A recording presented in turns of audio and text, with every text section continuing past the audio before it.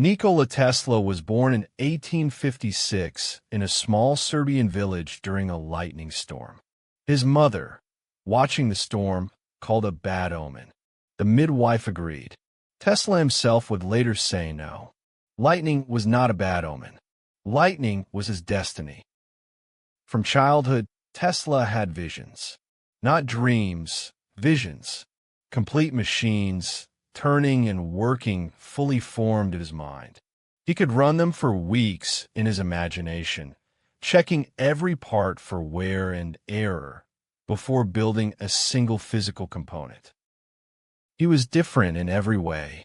He could not bear to touch round objects. He counted his steps obsessively. He slept only 2 hours a night. The world felt too loud, too rough, too slow for what his mind contained.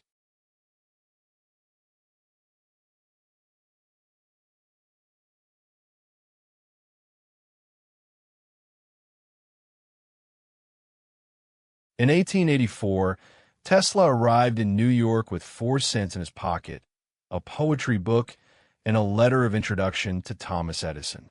Edison was already famous, the king of direct current electricity. Tesla went to work for him. He believed in Edison.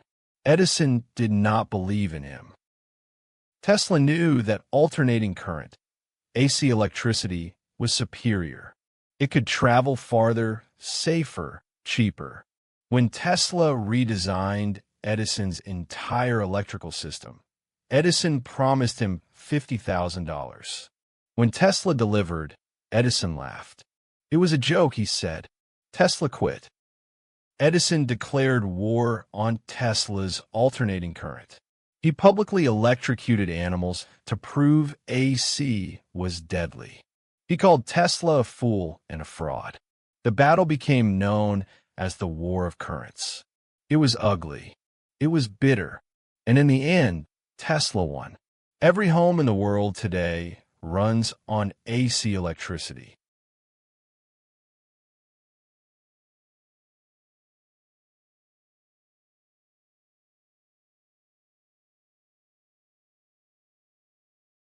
Tesla built his own laboratory and worked alone.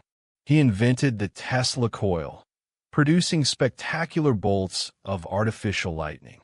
He invented the AC motor that powers every electric vehicle today. He laid the groundwork for radio, radar, and wireless communication. In Colorado Springs, Tesla built a giant experimental station. One night, he produced artificial lightning bolts 100 feet long that could be seen from 25 miles away. The thunder was heard across the mountains. He had made himself a storm. He stood inside it, smiling. He became famous, celebrated as a wizard, a genius, a man apart. Mark Twain visited his laboratory and called it the most wonderful place on earth. But Tesla was not interested in fame. He had one dream that consumed everything else.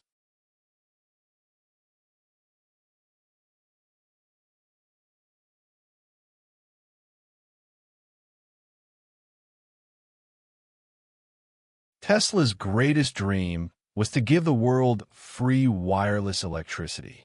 He believed energy could be transmitted through the Earth itself to every person on the planet for free. He built the Wardenclyffe Tower on Long Island, a giant transmitter designed to send power around the world without a single wire. His investor was J.P. Morgan, the most powerful banker in America. When Morgan realized that free electricity meant no way to charge customers and no profit, he pulled the funding. The dream died. The tower was demolished for scrap metal. Tesla was devastated. Without funding, Tesla's work collapsed. Other men took credit for his inventions. Marconi used 17 of Tesla's patents to claim the invention of radio and won the Nobel Prize. Tesla sued, but had no money to fight. The world moved on without thanking him.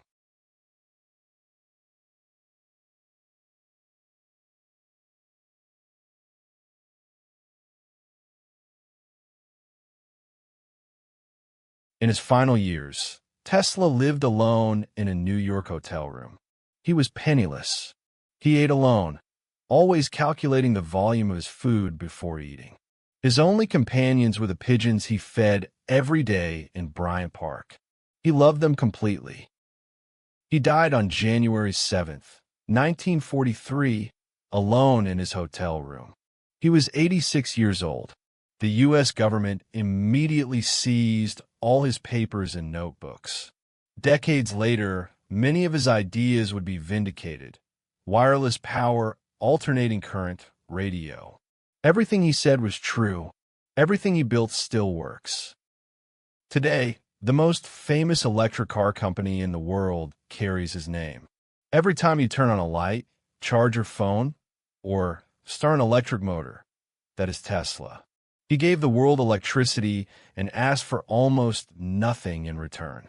The world forgot him, then remembered, and now his name lights everything.